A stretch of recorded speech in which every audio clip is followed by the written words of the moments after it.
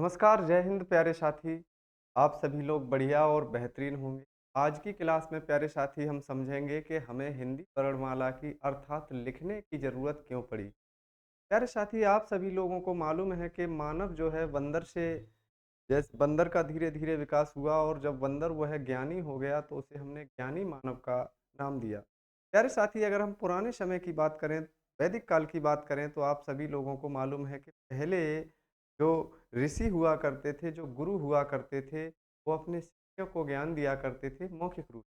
और उसमें जो सबसे बढ़िया और जब से जो श्रेष्ठ शिष्य हुआ करता था, वह गुरु बन जाया करता था और वह मौखिक रूप से अपने शिष्यों को ज्ञान दिया करता था और यही फ्लो, यही क्रम निरंतर चला आया करता।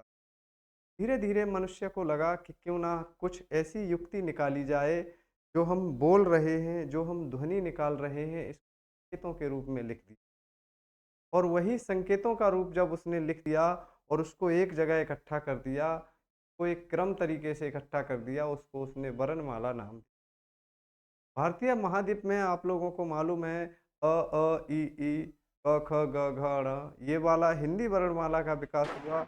लेकिन अगर हम विदेश की बात करें, रोमन देश की बात करें या यूरोप की बात करें, तो यहाँ पर आप लोग देखोगे कि भैया यहाँ पर ए, बी, सी इस चीज़ का विकास हुआ, रोमन लिपि रखा।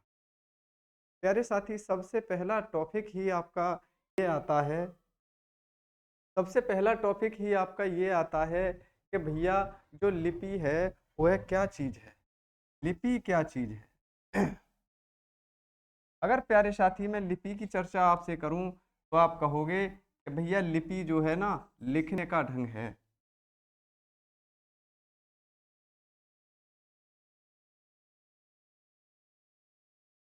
लिपि भाषा को लिखने का ढंग,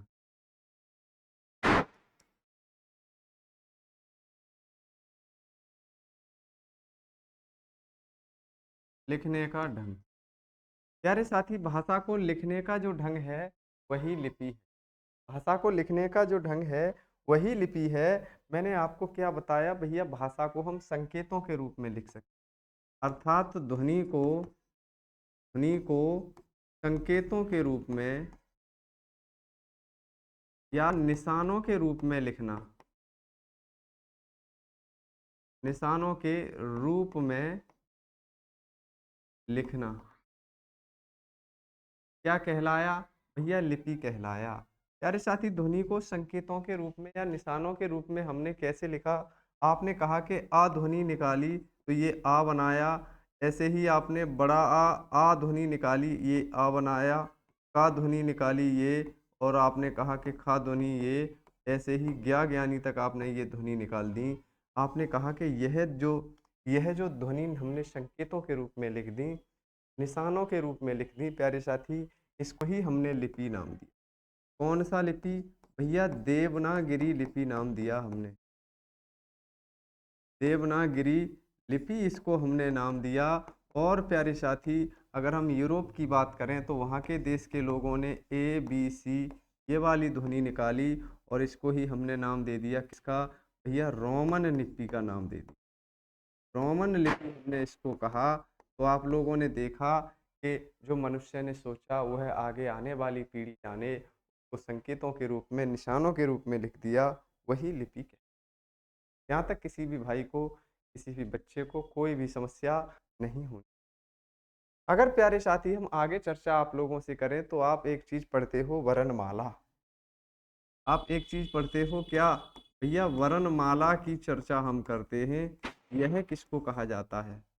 आप कहोगे कि जो हमने ध्वनियाँ लिखी, जो हमने वर्ण लिखे, वही ध्वनियाँ ही वो क्या थी? वर्ण थी। ये थे जो निशान, वही वर्ण थे।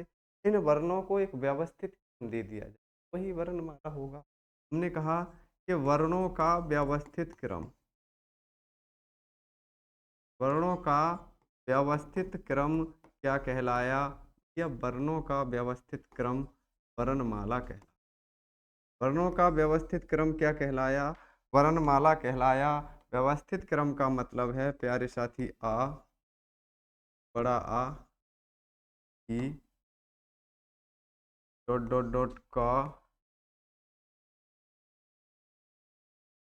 और प्यारे साथी इसके बाद हमने खा लिखा, ऐसे ही डॉट डॉट डॉट करके हम ज्ञा ज्ञानी तक गए और यही एक व्यवस्थित क्रम बना जिसको वर्णमाला, जिसको हमने प्यारे साथियों वर्णमाला नाम दिया, जो आप स्पष्ट तरीके। वर्णमाला में ये सारे के सारे क्या हैं? आप लोग कहोगे भैया ये सारे के सारे वर्ण हैं। आप कहोगे कि भैया ये वर्ण जो हैं किस प्रकार के थे? आप कहोगे कि इन वर्णों को हमने 2 प्रकार, कितने प्रकार से? 2 प्रकार से लिखा है।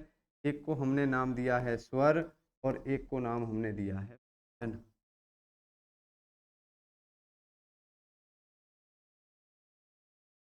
एक को नाम हमने प्यारे साथी दिया है स्वर और एक को नाम दिया है हमने व्यंजन। ठीक? आप लोगों ने कहा कि आ से लेके अह तक या आ से लेके ओ तक आप स्वर मानोगे और क से लेके ज्ञा तक आप व्यंजन मानोगे। ये आप लोगों को स्पष्ट। ठीक। आपने कहा कि ये जो है ना स्वतंत्र रूप से बोले जाएंगे। भैया ये स्वतंत्र रूप से बोले जाएंगे, रूप से बोले जाएंगे, बोले जाएंगे। इनकी मैं बात करूं, आप लोग कहोगे भैया स्वरों की सहायता से, स्वरों की सहायता से बोले जाएंगे, सहायता से बोले जाएंगे। जो स्वरों की सहायता से बोले जाएंगे उनको हम क्या कहेंगे? व्यंजन। और जो स्वतंत्र रूप से बोले, प्यारे साथी अगर मैं आप लोगों को दिखाना चाहूं तो आप कहेंगे कि भैया आ से लेकर आप अह तक जाओगे, ये 13 जो है ये स्वर कहलाते हैं। तो बोलने के लिए हमारे मुंह से जो हवा निकलती है उस हवा के मार्ग में कोई रुकावट, कोई बाधा नहीं आती है, इसीलिए हम इनको लेकिन जब आप व्यंजन को बोलोगे तो आप कहोगे कि मैंने का बोला, आप कहोगे का प्लस आ के योग से बना। आपने देखा कि का बोलने के लिए आ है।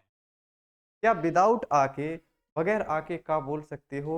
आप कहोगे कि भैया बिल्कुल बोल सकते हैं। आप कहोगे कि हम की बोल सकते हैं। आपने कहा कि का प्लस ई। तो आपने देखा कि यही तो है स्वर। स्वर ने व्यंजन को बोलने के लिए इसकी मदद की, इसीलिए हमने इसको क्या नाम दे दिया?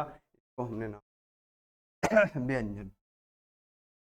का से लेकर ज्ञा ज्ञानी तक ये सारे के सारे क्या कहलाएंगे? आप कहोगे कि भैया का से लेके ज्ञा ज्ञानी। प्यारे साथी तो आप लोगों ने सबसे पहले समझा था कि भाषा की ज़रूरत क्यों पड़ी, लिपि की ज़रूरत क्यों पड़ी और लिपि में क्या था। इसके साथ साथ आपने वर्णमाला के बारे में जानकारी ली। ऐसे ही बढ़िया फैक्ट देखने के लिए हमारे साथ जुड़े रहें। मिलेंगे आप लोगों से अगले नए फैक्ट के साथ, तब तक के लिए जय हिंद।